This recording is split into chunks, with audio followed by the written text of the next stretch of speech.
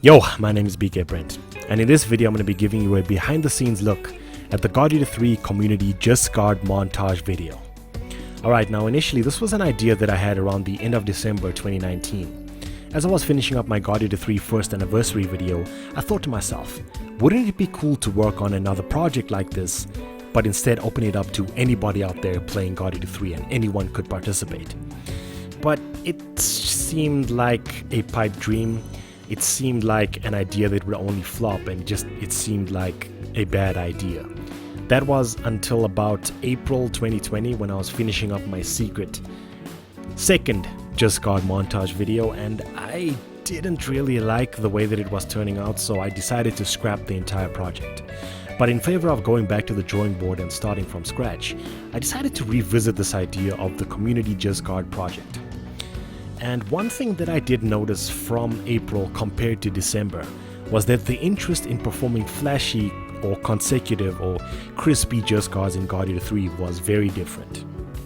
I noticed that a lot of people were incorporating JG into their own gameplay, or a lot of compilation videos being put out of people doing flashy JG and stuff. And that's when I thought to myself, if I'm ever going to be doing a Community JG project, now that this game has gotten its final update, now is the time. And even then, as I was going through the entire announcement process of this project, I thought to myself that this is an idea that's going to fail. It wasn't going to work. I thought that the end project was just going to be 15 guys from my friend list that I would have to bully into giving me clips to work with. I really thought that it wasn't going to work. And I was partly to blame. I announced the video in what I feel was not the best way. I referenced the first anniversary video a lot. And that kind of got players thinking that, well, I am not able to perform stuff like that, so I won't be able to participate in this project. And that is not what I was going for. I was going for a community project where anybody, doesn't matter what platform you're playing, your skill level, how many hours you've put into the game, anybody playing GE3 could be a part of. And I also did have a lot of restrictions on the number of clips, the duration of clips. I honestly, looking back, I overthought a lot of the regulations on this project. I shouldn't have done that. Later on, I did eventually change them, but I shouldn't have had it that way in the beginning, looking back. Alright, and then about a couple days after the announcement, the submissions were very slow, but a few people were coming in. I was very happy for that. But I then decided to make a sort of preview video using the clips that I had at the time to sort of raise awareness for the project. And at the time, a lot of people had doubts. They didn't want to be a part of something where they feel like their skills would be put on blast. They were very shy to participate.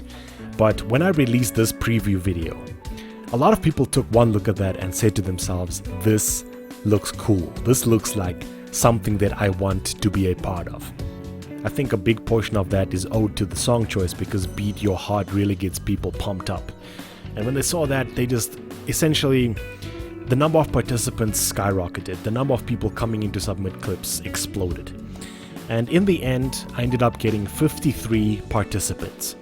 And all of these people submitted a total of 254 clips. 254 clips. That's a fuck ton. It's a lot.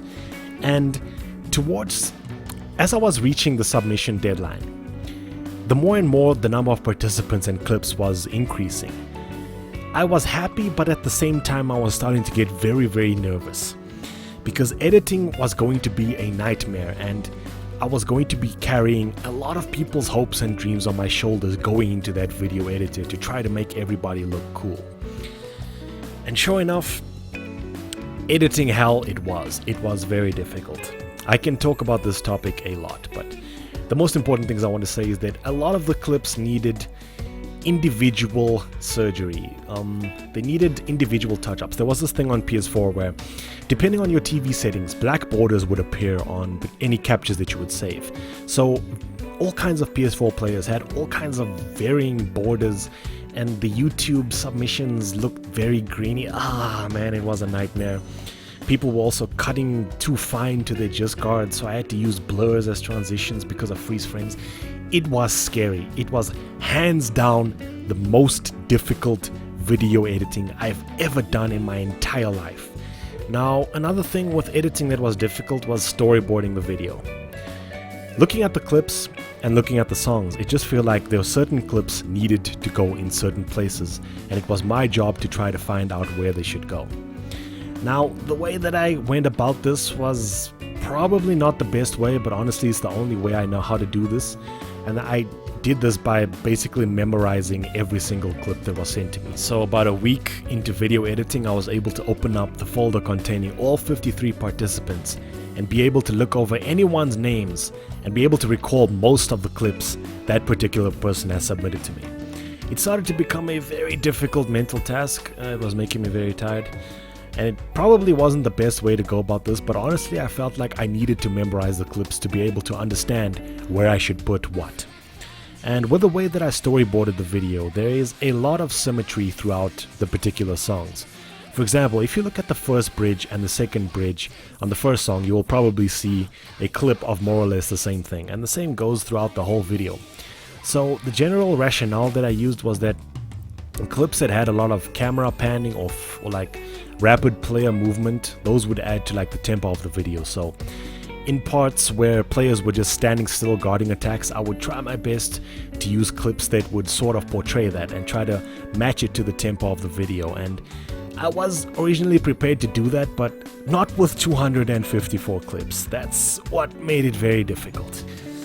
Yeah, so that was video editing hell, but I think it was worth it because the end product I feel turned out very well.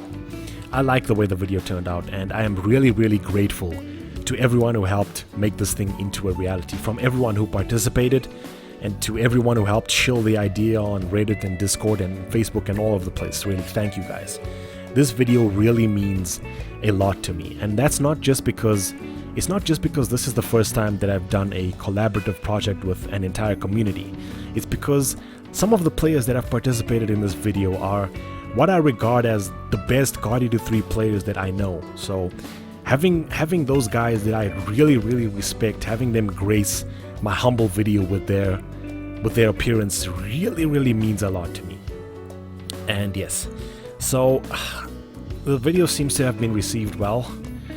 I know a lot of people have been saying that they can't wait for the second series. I hate to break it to you, but if I have to host another project like this, I will die. I will die inside my video editor. I cannot do that. That's just how it is. So yes, this was a once in a lifetime thing for me and GE3, and I'm really happy that everybody has participated and everybody had enjoyed the project as much as I did. So yes, if you haven't, go ahead and watch the GE3 Community JG montage video. And yes, if you have any more questions about the video, any more talking topics, any more editing hell that I can share with you, go ahead and ask me in the comments below. And yeah, and this has been BK Brent. And kore wa game de atte mo, asabi de wa ne. See ya.